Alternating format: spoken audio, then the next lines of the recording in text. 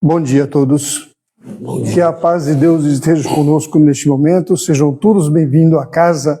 É com muita alegria que recebemos tudo aqui neste domingo maravilhoso, né? Bom dia aos nossos internautas que estão conosco ao vivo neste momento. Sejam todos bem-vindos também. É com muita alegria que hoje recebemos a presença do nosso querido irmão Adalto Marques, que está aqui. Obrigado, Adalto, por ter aceito o convite. Ele que vai ministrar a palestra de hoje, né? Alguns recadinhos bem rapidinho. Sempre no final da palestra a gente deixa o espaço aberto para quem quiser fazer alguma pergunta ou quiser fazer algum comentário sobre o que ouviram. Depois que nós fizermos a oração final, aqueles que quiserem fazer esse comentário, a pergunta, levante a mão que a gente leva o microfone até vocês, porque muitas vezes a pessoa fala daí, mas não consegue captar aqui, entendeu? Então aí fica sem ouvir o que a pessoa está perguntando. Muitas vezes tem alguma pergunta interessante, mas então é só levantar a mão que a gente leva o microfone e aí fica à vontade, tá ok? Eu vou convidar meu amigo, meu irmão, o Edivaldo, que está aqui conosco. Ele vai fazer a nossa prece inicial de hoje.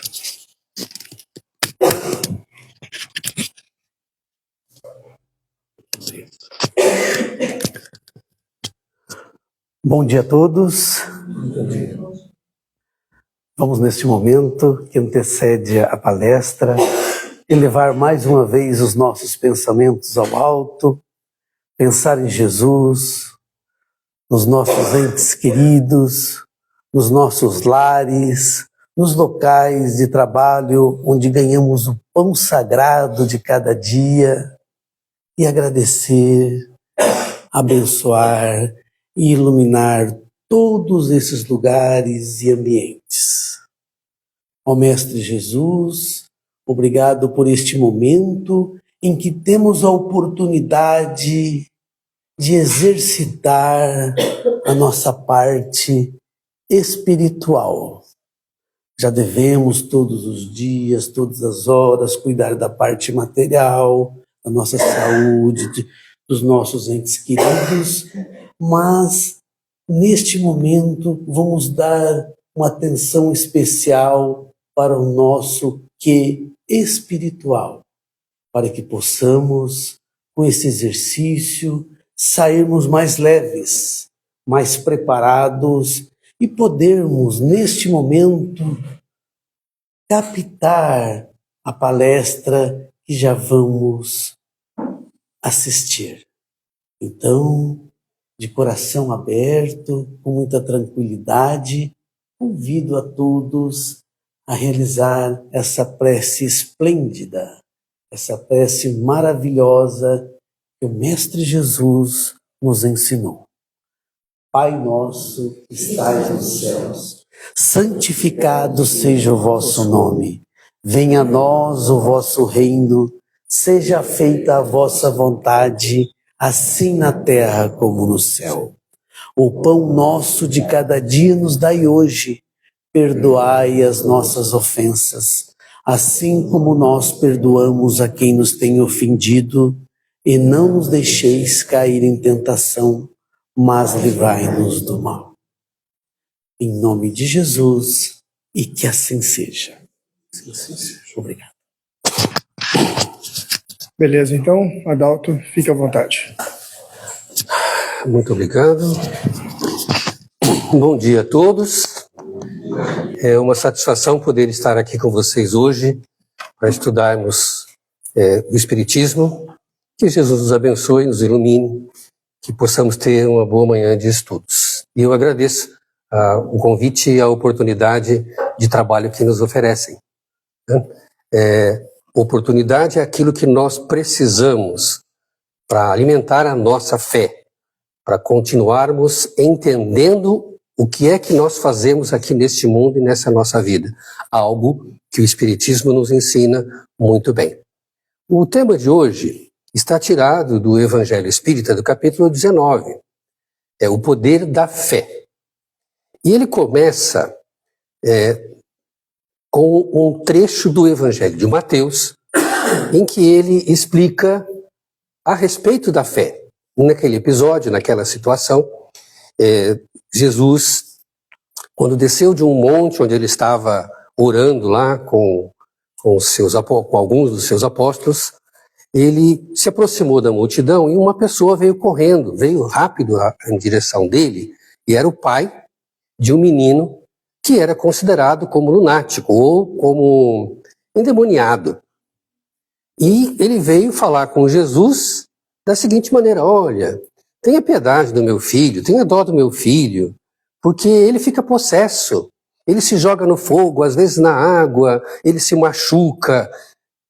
E eu os apresentei aos seus apóstolos, mas eles não conseguiram curá-lo. Eles não conseguiram tirar aquele demônio do meu filho. E aqui está meu filho ainda nessa situação. E Jesus, no que está descrito no Evangelho de Mateus, ele fica meio que decepcionado, né, com aquela situação. Claro que era uma lição que ele estava dando para todos para compor o seu Evangelho. Se fosse hoje, acho que ele faria algo mais ou menos assim. Né? Vocês não... Né? Como assim? Não conseguiram curar, né? Na linguagem de hoje, seria mais ou menos assim. Diz, olha, incrédulos, né? Que raça de incrédulos, que gente mais incrédula. Até quando vocês acham que eu estarei aqui com vocês? Desculpe o coloque, né, de falar do jeito nosso aqui de hoje. Claro que lá deve ter sido diferente do que isso, né? E aí, ele expulsou o demônio. Ele simplesmente falou, né, com o demônio que estaria lá, daquele menino, e esse demônio saiu e o menino ficou, né, curado, deve ter voltado à sua consciência normal. E os apóstolos então vieram perguntar: por que que nós não conseguimos expulsar aquele demônio? O que acontece que você faz essas coisas e nós não conseguimos?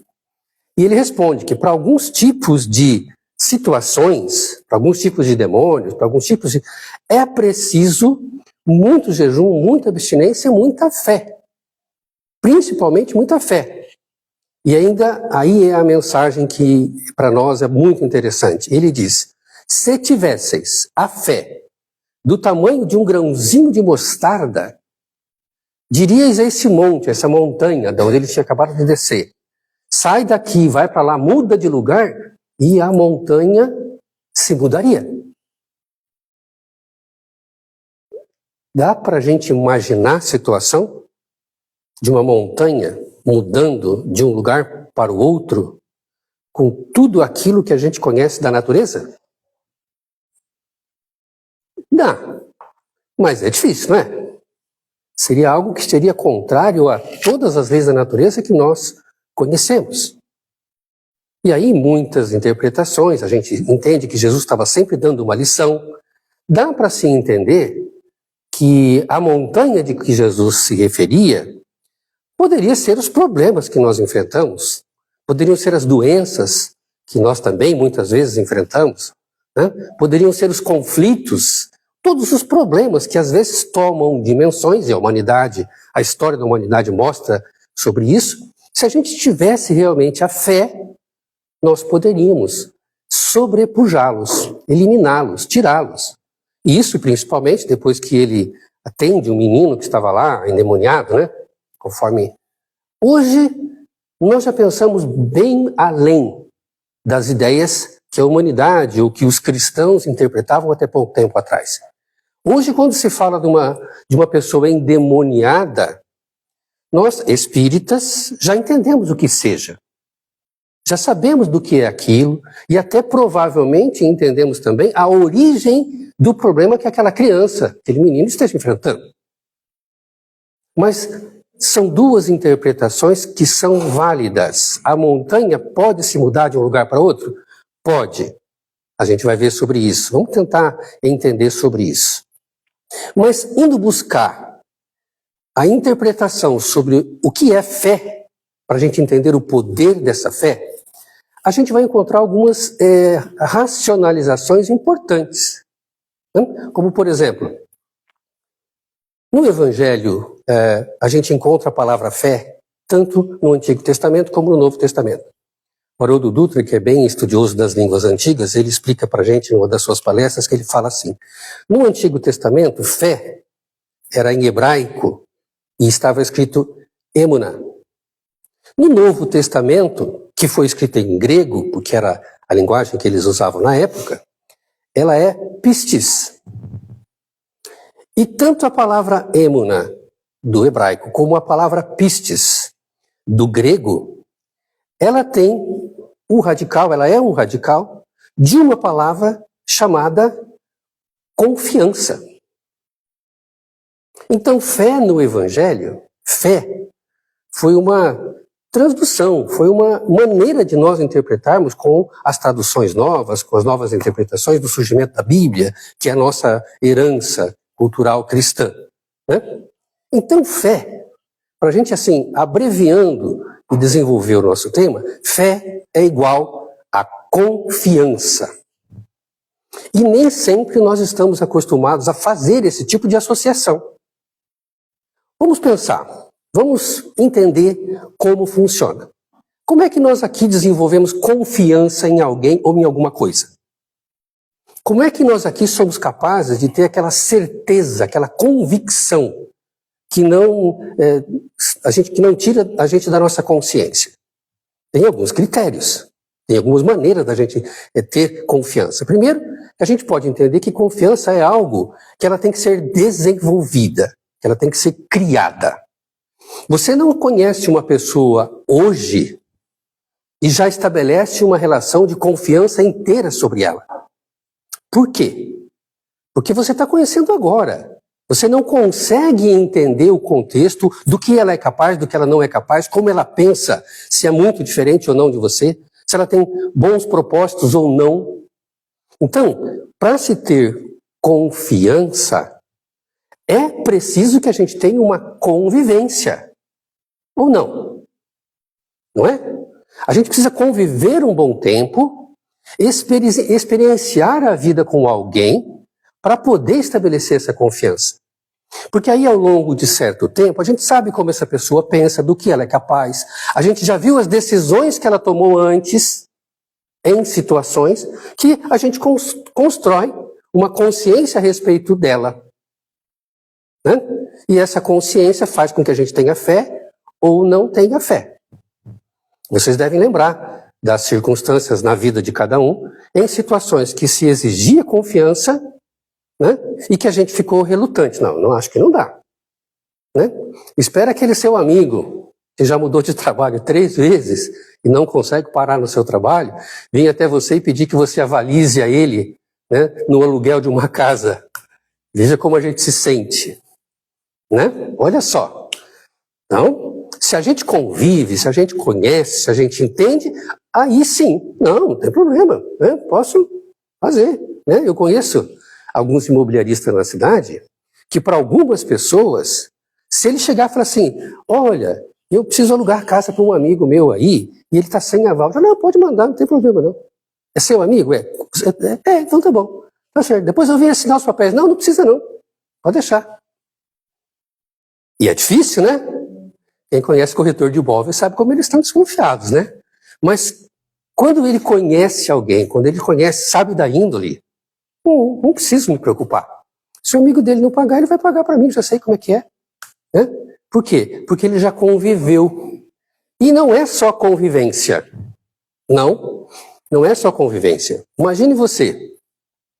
Você conhece uma pessoa, você convive com ela, e ao longo dessa convivência você entendeu que ela é instável. Que hoje ela está ótima, está alegre, sorridente, solícita, né? No outro dia ela acorda do lado errado da cama. Né? Conhece essa expressão do lado errado da cama? É que muita gente dorme com a cama encostada na parede, né? E aí quando acorda, se levanta e dá de cabeça na parede, né? Aí já passa o resto do dia de mau humor. E aí o que ele faz nesses dias em que ele está, ele faz tudo o contrário do que ele normalmente faria. Né? Era uma boa pessoa, ajudava as pessoas, hoje ele ignora, hoje ele não quer saber. Ele era uma pessoa bem educada, no outro dia é mal educada. Você conhece essa pessoa e sabe como ela é instável. Aí como fica a sua confiança nessa pessoa? Como fica? Quebrada, não é? Por quê? Justamente porque a gente conhece. Então, se a gente conhece que a pessoa é instável, que hoje ela é de um jeito, amanhã ela pode ser de outro, então a gente não deposita a confiança nela.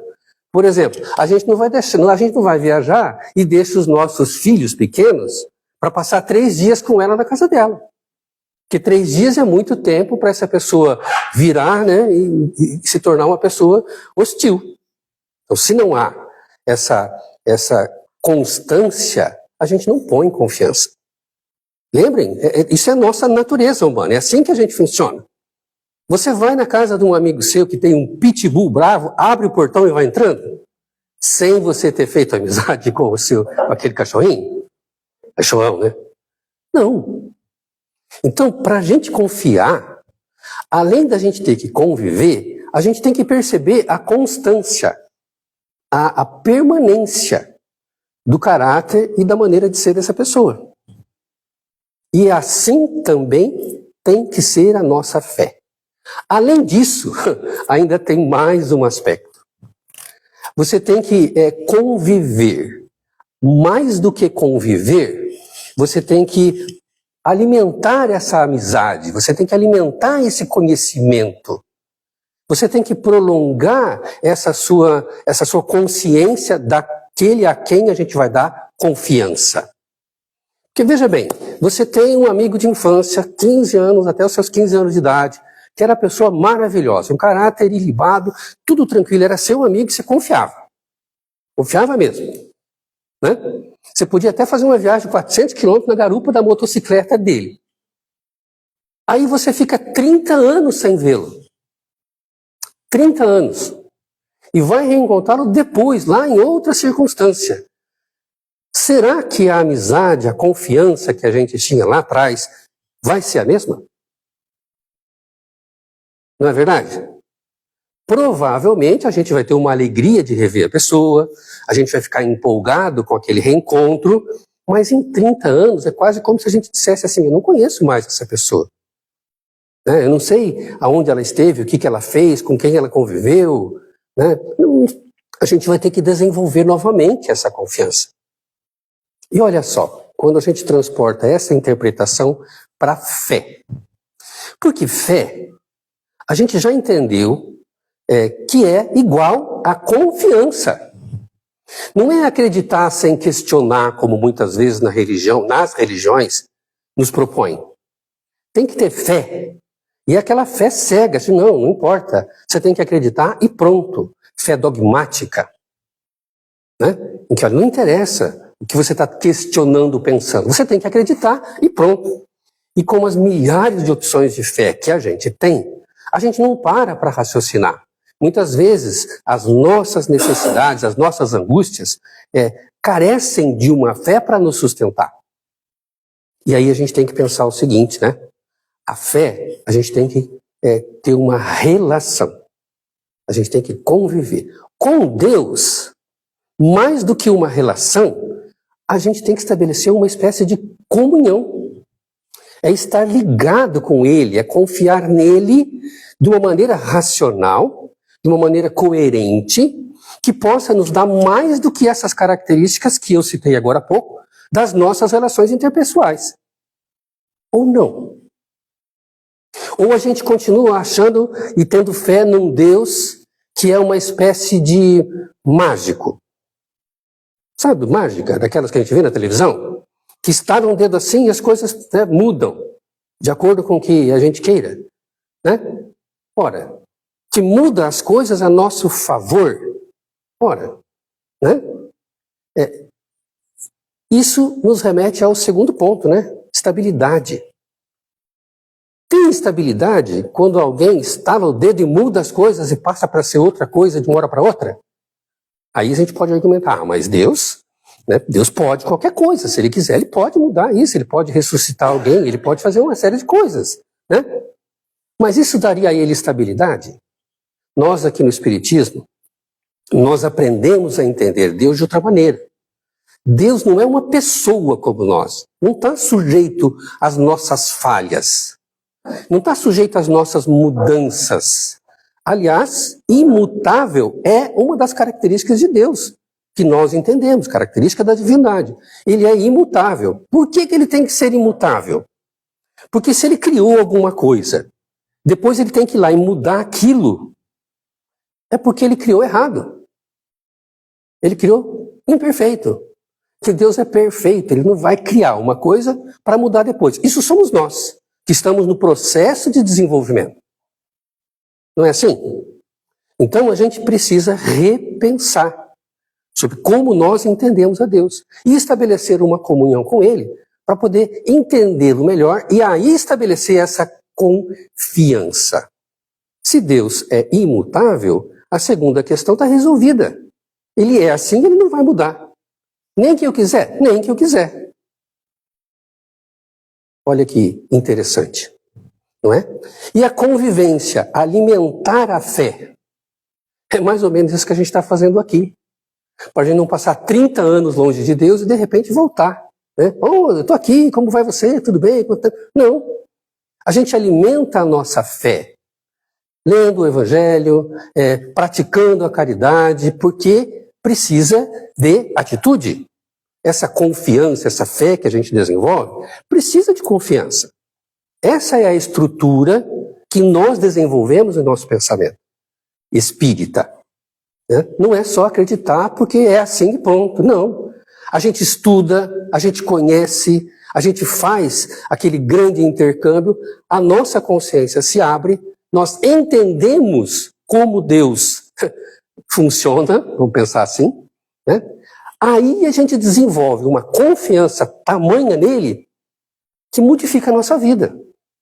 Nos dá uma serenidade capaz de transformar a vida ao nosso redor. Capaz de entender as coisas da nossa vida. Capaz de entender os problemas, as montanhas que a gente tem que enfrentar. Essa é uma grande realidade para nós que estamos aqui pensando a respeito de Deus. Certo? As outras religiões oferecem, sim, oferecem uma condição de fé. Mas elas não têm essa mesma interpretação que nós aprendemos aqui no Espiritismo.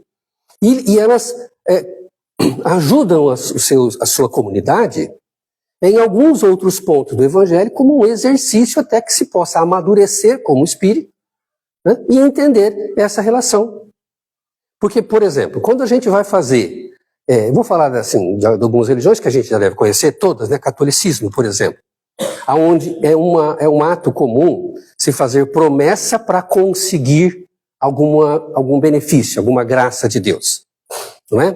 Olha, meu filho está com câncer, ou meu marido está com câncer, eu vou fazer uma promessa de que eu vou subir a escadaria da igreja da Penha lá, de joelhos. Né? E eu vou cumprir essa promessa assim que ele sarar. Negociamos com Deus. Né? Negociamos. Será que Deus negocia com a gente? Se a gente acha, é fé, não tem problema, eles podem seguir assim, mais cedo ou mais tarde, devem entender a realidade dessa maneira, de como isso realmente acontece, né? Mas a gente precisa entender que Deus não vai negociar conosco, não é uma questão de negociação. Ele não se importa com o nosso sofrimento para salvar a vida de uma outra pessoa. Ele vai salvar a vida de uma outra pessoa se isso for bom para ele. Se a doença for o remédio para resolver alguma questão da alma, o melhor para ele é aquela doença. E aí não vai importar nenhuma promessa em nada que a gente faça, nenhuma negociação com Deus. Porque ele é imutável.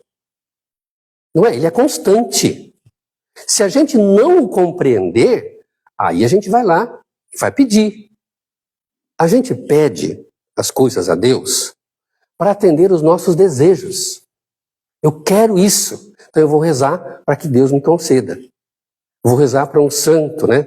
Ou para o meu mentor espiritual, não direto com Deus, né? Porque ele pode ficar bravo, eu falo direto com o meu mentor, então dá um jeitinho aí, né? Ou com um santo, né? Dá um jeitinho aí para mim. Eu me comprometo a isso, como se a gente pudesse imaginar que o nosso sofrimento agradasse a eles. Eu vou renunciar a isso, eu vou renunciar àquilo, e aí eu vou conseguir o que eu quero. E o esforço e a atitude. Não é à toa que no nosso Evangelho Espírita a gente associa a fé à caridade, né? E a esperança. Esperança é o quê? Confiança também. Eu tenho uma esperança de que um dia eu vou ver a Deus, que um dia eu vou conhecer a Deus. A gente sabe que vai. Não tenha dúvida, a gente sabe que vai. Amanhã mesmo. Só que é um amanhã que vai durar muito tempo. Entendem o contexto que a gente precisa lidar com isso? Né? Quando a gente faz um pedido para atender os nossos desejos, nós estamos sendo mais egoístas, né, do que crédulos. A gente simplesmente está tentando resolver as nossas questões. E como é que nós no Espiritismo entendemos? Como é que fica a nossa fé? Qual é a base da nossa fé? Bom, quando a gente estuda aqui na Casa Espírita o que é o Espiritismo, nós aprendemos assim que tem algumas coisas que são básicas para nós, princípios básicos para a gente poder alimentar a nossa fé. Por exemplo, a primeira base do Espiritismo é o quê? Nós somos deístas, nós acreditamos em Deus. Mas nós entendemos a Deus como a inteligência suprema do universo, a causa primária de todas as coisas. É assim que nós enxergamos a Deus? É assim que as pessoas enxergam a Deus? Ou elas imaginam que Deus seja um homem, né, no seu estado máximo, no seu estado mais poderoso? Sim, porque biblicamente nós somos feitos à imagem e semelhança dele, né? Então, se nós temos cabeça, tronco e membros, provavelmente Deus seja assim também, né? Essa imagem que nós projetamos é a imagem das coisas materiais. E nós passamos a enxergar a nossa existência como coisas espirituais. Nós ainda estamos no mundo material para o nosso desenvolvimento. Aí nos remete ao segundo ponto. Existência e imortalidade da alma. Nós acreditamos nisso? Imortalidade. Imortalidade. Nós nunca vamos morrer.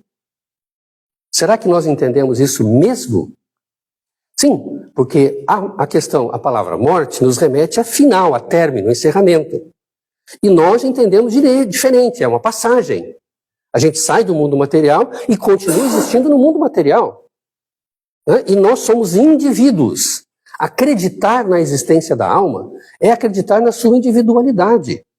Hoje nós estamos quem somos, mas nós não somos só isso, nós somos muito mais. Muito mais do que isso. Estamos num caminho para aprendizado. E depois, assim, não estamos sozinhos. Nós não estamos sozinhos nesse mundo. O terceiro ponto que a gente estuda, que a gente conhece aqui no Espiritismo. Nós não estamos sozinhos. Nós temos os nossos amigos espirituais, que são pessoas como nós, que já desencarnaram antes da gente, e que zelam por nós. Todos são assim? Não, não são assim. Porque quando a gente morre, a gente continua sendo quem nós somos. Então, alguns não têm solidariedade com ninguém. Alguns são perversos ainda, perdidos ainda, numa primitividade. E esses ainda não conseguem fazer o bem porque não conseguem entender a sua realidade. Mas uma boa parte deles são nossos amigos. Então nós entendemos, inclusive, que podemos até conversar com eles, nos comunicar com eles. Não essa comunicação exata da mediunidade, em que eles vêm de forma objetiva e através de um médium conversam com a gente. Apesar de que isso também é nossa fé. Nós sabemos que isso é possível, sempre foi. Mas nós passamos a entender que esse contato dos espíritos conosco, ele é real.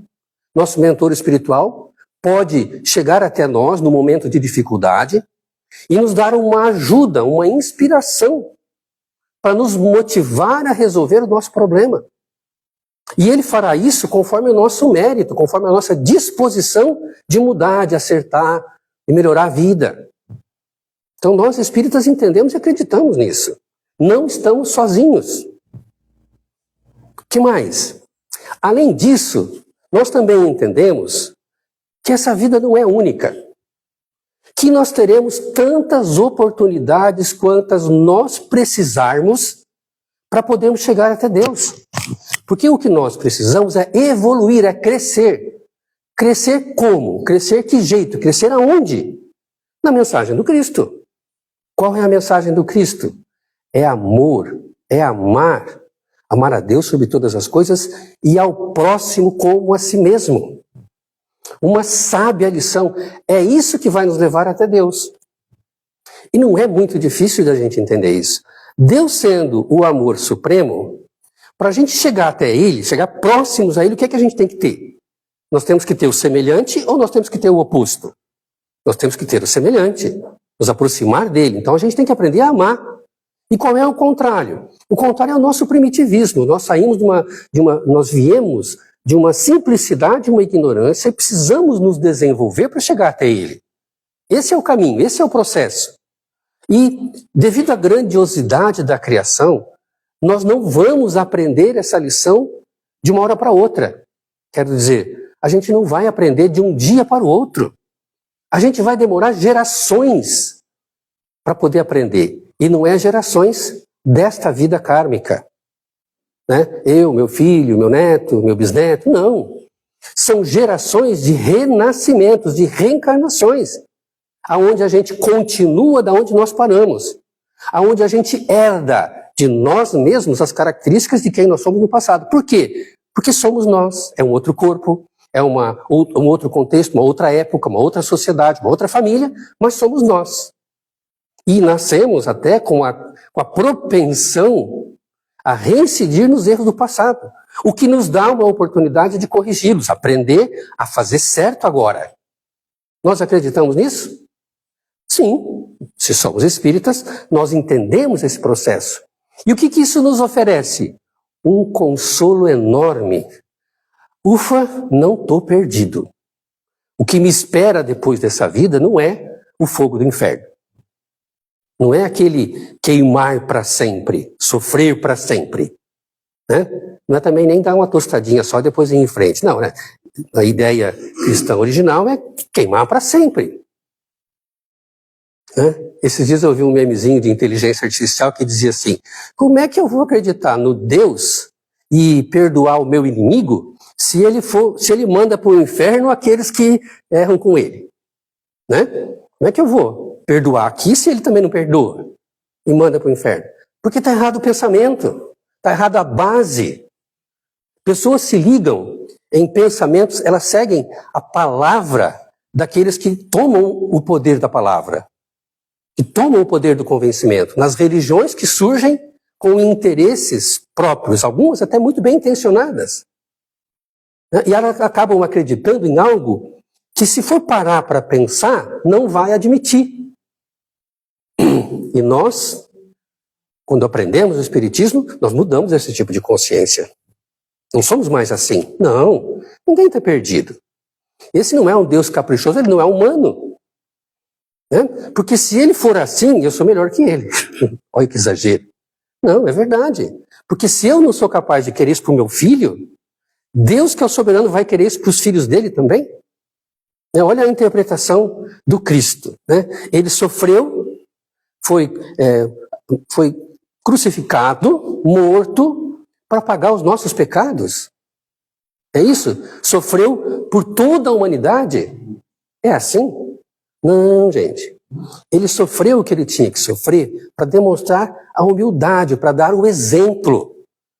Para as pessoas entenderem que tinham que renunciar à violência e passar a amar ao próximo. Quem quiser ganhar a sua vida vai perdê-la. Esse foi o exemplo que ele nos deu, da caridade, da humildade, do amar ao próximo. Agora, a ideia de que ele sofreu, foi morto, açoitado por nós, é uma ideia que remete à cultura da época. Porque como é que era para pagar um crime na época deles? Era morte, era chicotada, era dor física.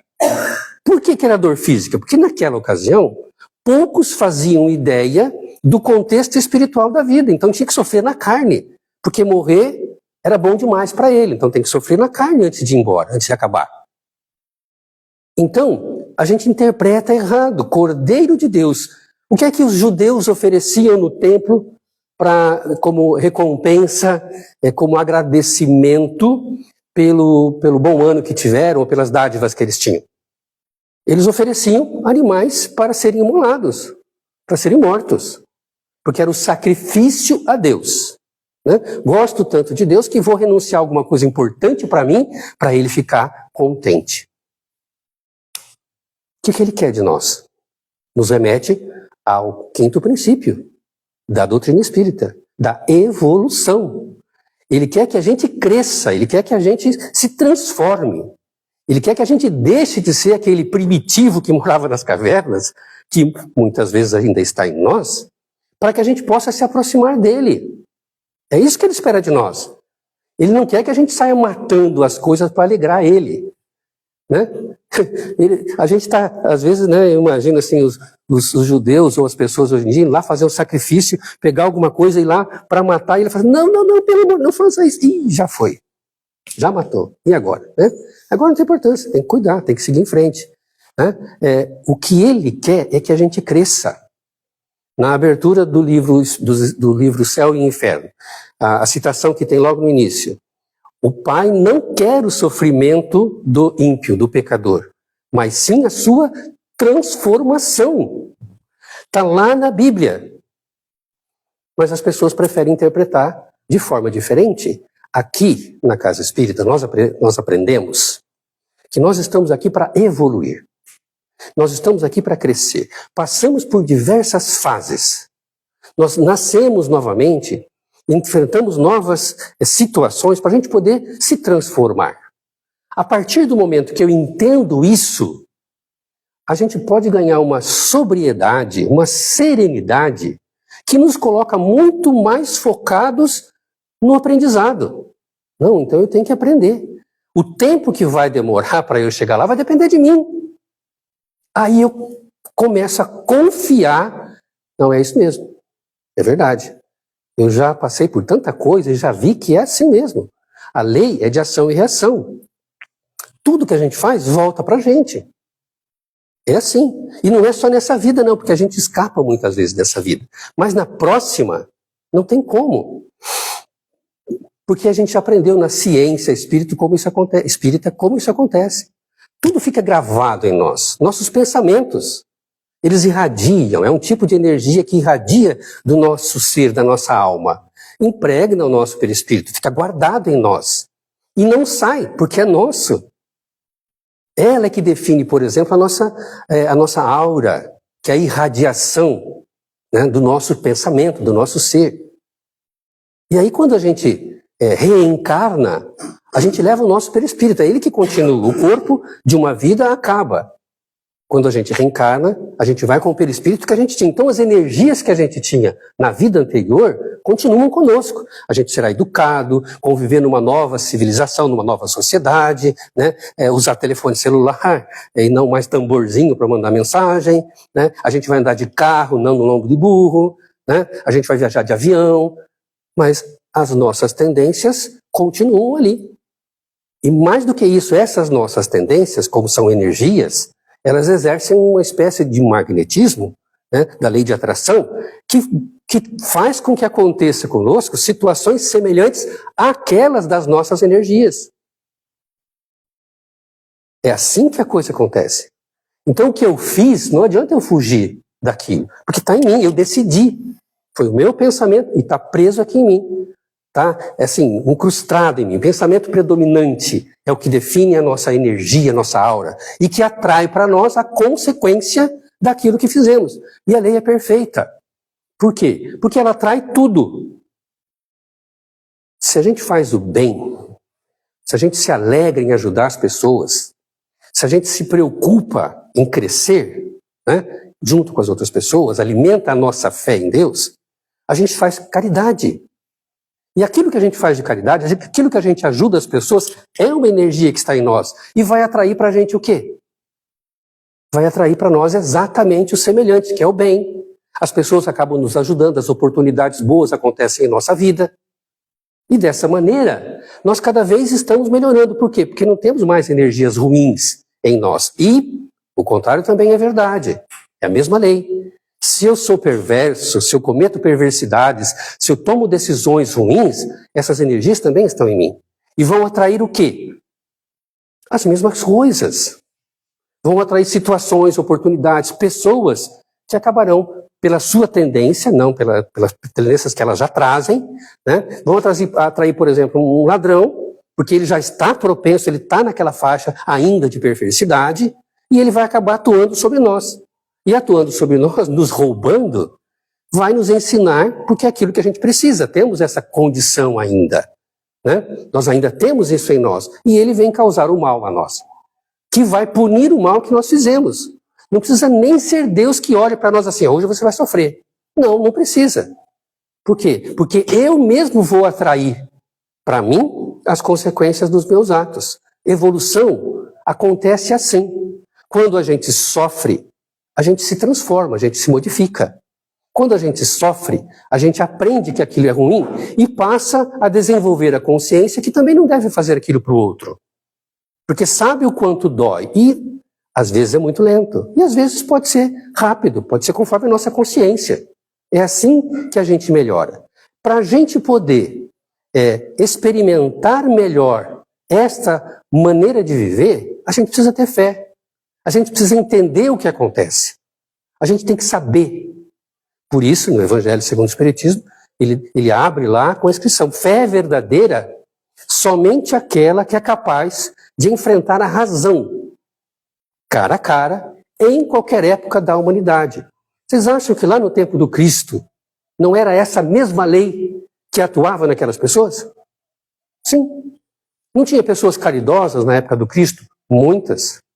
Era uma maioria? Não, não era a maioria. Era um povo ignorante ainda, né? Sem muita consciência do universo em que viviam. Mas já na época do Cristo era isso que acontecia. Não é diferente de hoje. Deus era diferente na época do Cristo do que é hoje? Não. Ele é imutável. Então as pessoas na época do Cristo também não recebiam na sua vida exatamente conforme as suas atitudes? Sim.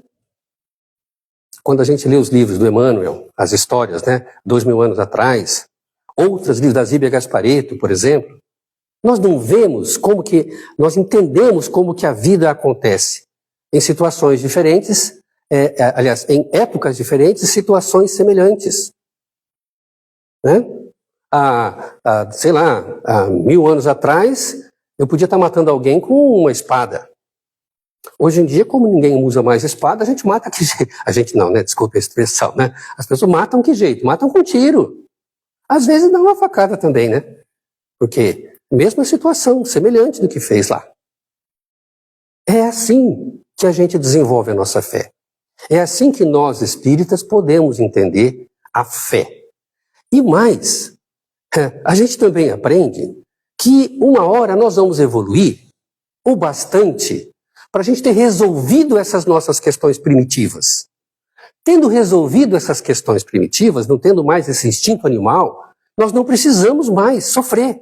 Nós podemos estar em mundos em que a gente vai aprender melhor, porque o mal não vai existir mais. Ou, se existir, ele não vai predominar, como é a ideia do mundo de regeneração. Aí nós crescemos melhor. Então, se eu sei, se eu imagino que é isso, então tá bom, não vou para o fogo do inferno, né? Porque se eu já tiver feito alguma coisa grave, eu já vou para o inferno mesmo, então não tem nada que me faça sair dessa situação. Eu vou continuar fazendo o que eu estou. Vou continuar fazendo mal, porque já estou perdido mesmo, né? Excomungado aí da igreja, Deus já não quer mais saber de mim mesmo. Então eu vou continuar fazendo o que eu estou fazendo sempre? Não, não é assim.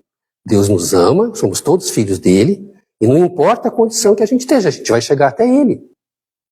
Então, quando a gente fala do poder da fé, esse poder da fé que o Cristo demonstrou para nós, ele é possível, sim, mas depois que a gente sai do plano material. Vejam bem, Cristo andou sobre as águas. Dá para a gente fazer isso? Mesmo que a gente tenha fé hoje, não acho que a gente vai conseguir fazê-lo. Por quê? Porque nós não evoluímos o suficiente ainda. Ele curava as pessoas até a distância. Dá para a gente fazer isso? Olha, algumas pessoas conseguem. Né? Consegue rezar aqui e uma pessoa melhorar lá do outro lado. Isso a gente pode fazer, a gente já entendeu como isso acontece. Algumas pessoas já têm essa capacidade. O que é que precisa para isso? Precisa a pessoa ter capacidade e o doente ter mérito. Ele precisa merecer. Senão, a doença é o remédio para ele. O remédio para a alma, não para o corpo. O que é que importa? É a alma, não é o corpo. E essa é uma realidade que nós aprendemos aqui. Não é assim? Depois que nós passarmos dessa fase, depois que nós não precisarmos mais reencarnar para continuar o nosso processo de evolução, nós estaremos aprendendo coisas mais sublimes, coisas diferentes da nossa fase material. Que a nossa fase, enquanto a gente, como é que o Haroldo Dutra diz nas palestras dele? Enquanto a gente tiver intestino, a gente ainda erra, a gente ainda está no mundo material. Quando a gente sai do mundo material, nós vamos estar em comunhão com o universo. Não com Deus ainda, porque vai demorar um pouquinho mais. A gente vai não precisar mais reencarnar e a gente poderá ter controle total sobre a matéria, com responsabilidade. Porque no mundo espiritual, a nossa consciência ampliada, a gente já aprendeu com o André Luiz, o nosso pensamento, a nossa vontade, a nossa ideia é a ferramenta que se usa para manipular o fluido cósmico universal. Por isso que alguns espíritos evoluídos, eles conseguem materializar objetos, transferir objetos de um lugar para outro, transferir uma montanha de um lugar para o outro, porque conhecem todas as leis da natureza, da física, da química, da gravidade, né, do tempo, do espaço, e conseguem manipular a matéria, conforme a coerência, porque são espíritos evoluídos. Eles não vão chegar aqui no mundo onde nós estamos, mudar uma montanha de um lado para o outro, só para mostrar o poder que eles têm, porque não vai nos fazer bem, né? Vai criar também fanatismo. Vamos dizer que ele é um Deus. E, na verdade, quando evoluirmos, todos vamos poder fazer isso. Depende do nosso potencial evolutivo. Alguns espíritos missionários que estão no mundo, que vêm para o mundo, para nos dar certas lições em algumas comunidades, já são espíritos evoluídos.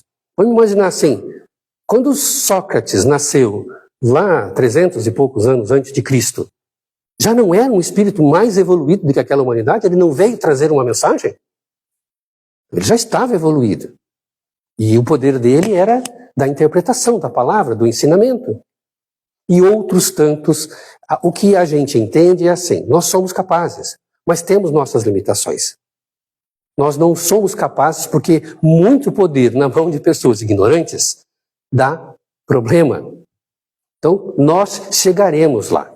Jesus, na sua época, ele fez esses prodígios, esses milagres, porque ele já era um espírito muito avançado. E os apóstolos que estavam com ele estavam aprendendo. E eles até receberam a autorização, né, para, junto com os seus mentores, também executarem os prodígios, porque naquela época era necessária para divulgação, para convencimento das pessoas, para que elas entendessem realmente essa natureza divina que Jesus estava explicando. A consciência deles era diferente. Então, quando a gente coloca tudo isso de forma ativa em nossa vida, a gente começa a interpretar as coisas de forma diferente. A gente começa a ver as coisas de forma diferente. A gente começa realmente a estabelecer uma relação com Deus. Não essa relação pidoncha, né? Eu quero isso, eu quero aquilo. Não. É uma relação de seja feita a sua vontade. Eu vou fazer a minha. Eu vou fazer a minha parte. Eu vou me esforçar para te compreender melhor. Eu vou me esforçar para entender que amar ao próximo como a mim mesmo é o meu caminho. E eu não vou mais ter pressa, né? Eu vou me esforçar por fazer o que é certo, por fazer aquilo que é preciso para me aproximar cada vez mais de ti. E conto com Jesus, conto com os meus amigos espirituais para me ajudar nessa caminhada, né? A gente passa a rezar assim, Senhor, me dê paciência para lidar com os meus problemas. Se me der força, eu vou lá e vou brigar, vou bater. Né? Então, a gente começa a rezar diferente. A gente não vai rezar para pedir as coisas, não vai fazer promessa. Não vai rezar assim, eu quero passar no vestibular, eu quero ganhar mais dinheiro. Vou fazer a minha parte, se eu merecer, se for útil para mim, a gente vai crescer. Não é assim? Nós, no Espiritismo, temos nossos princípios básicos. Acreditamos em Deus, acreditamos na imortalidade da alma de uma maneira real, de uma maneira racional. Nós entendemos que não estamos sozinhos e que podemos sim nos comunicar com os nossos amigos espirituais, eles não nos deixam sozinhos, né? Nós sabemos que a nossa vida não é única, então a gente vai ter oportunidade. A prece é nossa, nós vamos conseguir chegar lá. E nós entendemos que o nosso caminho é a evolução. E foi isso que o Cristo veio nos ensinar. Porque quando ele nos ensina a amar ao próximo como a nós mesmos, Ele está nos dando a chave da evolução. Por quê? Porque a nossa origem primitiva é uma origem egoísta. Porque nós viemos num processo, na nossa simplicidade e ignorância, a gente só se preocupava em sobreviver. Muito similar aos animais, que só vivem para sobreviver. Buscar a satisfação das coisas materiais da vida. Isso nos faz egoístas. E o egoísmo é o que gera todos os nossos problemas. A gente deixa de amar ao próximo porque a gente ama demais a nós mesmos. Quando Jesus nos ensina a amar ao próximo como a nós mesmos, ele está nos ensinando assim o antídoto para o nosso egoísmo, que é a nossa origem primitiva. E deixando de ser egoístas, nós vamos lidar com o próximo exatamente como nós gostaríamos que lidassem conosco. E isso é o fim do mal na nossa consciência, é o fim do mal na humanidade. E todas as nossas atitudes, pela fé que a gente desenvolveu, pela confiança em Deus, que não vai mudar daqui a pouco. A hora que faltar 10 anos para eu morrer, ele não vai ter mudado essa regra e eu vou ter passado mal, eu fiz tudo errado. Não, não vai ser assim. A lei é única, desde sempre. Amar ao próximo como a si mesmo. Na época do Cristo, já haviam colegas nossos que já tinham aprendido essa lição e que já podiam ir para outros mundos, outros lugares, para continuar o seu processo evolutivo. Nós ainda estamos aqui hoje. Então depende de uma análise de consciência de cada um de nós para entendermos para que direção está indo a nossa fé. Né? Que poder a gente quer da nossa fé. O poder primeiro que a gente precisa querer da nossa fé é a nossa transformação. É isso que ele espera. Ele não quer o nosso sofrimento. Ele quer a nossa transformação. Onde entra o sofrimento? O sofrimento entra quando a gente precisa aprender. Se a gente não aprendeu aquilo ainda, o sofrimento é uma maneira de vir bater a nossa porta, a nossa responsabilidade. Então agradeça a Deus a oportunidade de aprendizado que a vida, a dor, o sofrimento está te oferecendo. E enfrenta com fé, enfrenta com confiança. Pode estar ruim, mas eu sei, eu confio que tem alguma coisa para aprender e eu vou seguir em frente. Não vou apelar, né? Como a gente costuma dizer, não vou apelar para as coisas, né? Fictícias ou místicas ou dogmáticas da vida, buscando satisfazer os meus desejos. Porque a gente entende que estamos a caminho de Deus. Precisamos nos concentrar neste processo, para que a gente possa, né, no menor prazo, e a gente não adianta ficar pensando em prazo, né? Porque o tempo para eles é diferente, para nós não é exatamente isso que a gente entende. Né? Uma vida não é tanto tempo assim. A gente vai entender que muitas coisas a gente vai ter que continuar na próxima para resolver, mas a gente tem que fazer aquilo que nos reserva para o momento.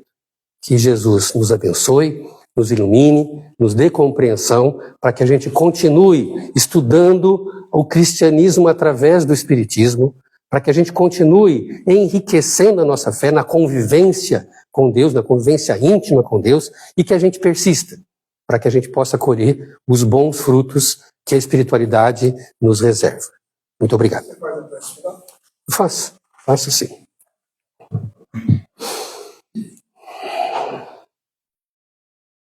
Senhor Jesus, querido amigo, amado mestre, companheiro nosso de todas as horas. Obrigado, Senhor, pela oportunidade que estamos tendo hoje de mais uma vez estudar o Teu Evangelho, a Tua mensagem, conforme as lições do Espiritismo. Por isso, Senhor, nós lhe somos muito gratos por tudo que Tens nos dado, tudo que Tens colocado à nossa disposição, para que possamos crescer e nos aproximar de Ti. Obrigado pela nossa saúde, obrigado pela nossa consciência, pelos nossos amigos, pelo nosso trabalho. Enfim, Mestre, obrigado por tudo que temos tido. E queremos lhe pedir que nos abençoe, que as Tuas bênçãos nos fortaleçam, nos enriqueçam de fé, para que consigamos enfrentar bem os desafios da nossa vida, para que consigamos aproveitar as oportunidades que a vida nos oferece. Que assim estaremos crescendo, nos juntando a Ti. E queremos também, Mestre, oferecer as nossas melhores vibrações junto com as Tuas bênçãos e enviá-las a todos os nossos irmãos, amigos, entes queridos, em especial aqueles de quem nos lembramos neste momento, que eles possam receber na nossa prece, na sua bênção, aquilo que precisam para se fortalecer, para enfrentar os seus problemas com mais fé, para que possam entender as oportunidades da vida também e se transformarem, se colocando naquele caminho que leva a Ti. Obrigado, Senhor, por tudo e sempre. Que assim seja. Que assim seja.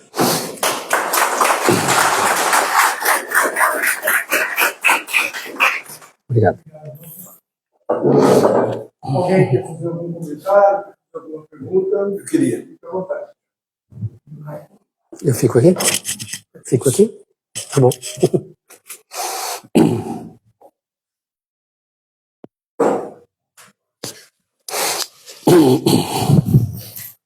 Na verdade, eu gostaria só de uma colocação, se eu estiver errado, me corrija, que para a fé devemos estar com o nosso processo evolutivo alinhado, né?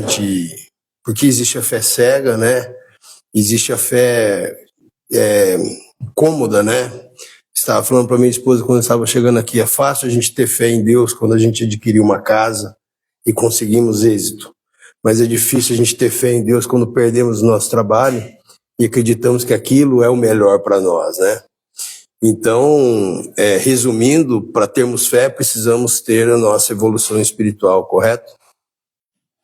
É uma maneira de você entender, da gente poder entender, devido e dadas as dificuldades do ser humano. Sim. A gente aprende no Espiritismo que a evolução ela se dá no caminho moral e no caminho intelectual. E muitas vezes a gente evolui bastante no caminho moral, e esse caminho moral da ética, do bem fazer, ele nos leva à fé. E muitas pessoas são boas por natureza, porque têm fé. Já aprendeu que amar o próximo é o melhor caminho. Elas apenas não se instruíram o bastante. E essas pessoas, que a gente às vezes reconhece nas nossas comunidades, independente do seu sofrimento, mantém a sua fé. Sim, somos testados. Somos testados, ou assim, é a natureza da pessoa. Para ela, a outra parte ainda não importa. Mais cedo ou mais tarde, ela vai acabar aprendendo. Ela vai acabar desenvolvendo essa fé. Mas o ser humano, ele é humano por isso. Nós somos instáveis, né?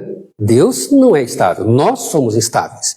E faz parte das nossas oportunidades, né? Se eu tenho fé, quando eu estou num bom emprego, numa boa casa, tenho um bom carro, por que eu vou perder a minha fé quando eu não tiver isso? Eu vou ficar preocupado, mas nem por isso eu tenho que culpar a Deus. Se eu entendo, eu vou saber que é culpa minha ou é uma aprovação para eu passar. Livramento. Também. Né? Mas isso é característica humana. Estamos no processo de evolução. E aí você está certo. Quando o espírito realmente já está melhorado, mais evoluído que ele estava antes, porque mais evoluído é uma questão de referência, né? Aí sim, ele fica impassível. Né? Ele não vai se abater e a sua fé não vai se perder. Né? É isso que a gente entende. Correto, obrigado. Mais alguém?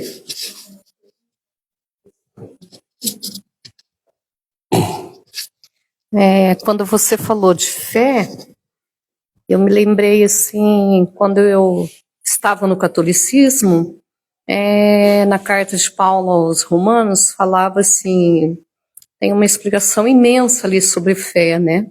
É fé acreditar naquilo que você não vê, né? E hoje eu vendo a tua palestra e o teu ensinamento, é bem diferente daquilo que eu aprendi, né? Em relação a isso que está citado ali na carta de Paulo aos Romanos, que é até meio vago essa expressão, fé é acreditar naquilo que você não vê, e daí tem outras citações a respeito de fé, né? Então você colocou que a fé, nós temos que ter um relacionamento com Jesus, com Deus, conhecê-lo, talvez através dos evangelhos, né? O que você me diz aí sobre essa citação de fé? Essa citação de fé é mais uma das lições importantíssimas do Evangelho, que graças a Deus está preservado nas Escrituras, que é verdadeira, né? A fé que transforma montanhas, a fé é benevolente, né? O amor é benevolente. A igreja que foi criada lá 300 e poucos anos depois de Cristo, ela tinha maneira diferente de interpretar. Para salvar as pessoas tinham que aprender as lições sem conhecer. Então criou-se toda uma estrutura para dominar as pessoas, para controlar as pessoas. Desnorteou-se um pouquinho o sentido da palavra fé e da palavra amor, né? Por isso que a gente interpreta isso hoje. No evangelho original, a palavra sempre foi confiança. E foi traduzido para a palavra fé no nosso idioma, já com essa intenção de mistificação. Você tem que acreditar e pronto. Fé é isso. E acreditar em quem? Porque a maior parte das pessoas na época que foi criada a igreja eram ignorantes, não sabiam ler. E elas precisavam de uma religião, né? A gente sabe, inclusive, que na época os católicos, eles se apropriaram dos templos, dos deuses que haviam antes, e se adaptaram àquilo que a população precisava para continuar acreditando.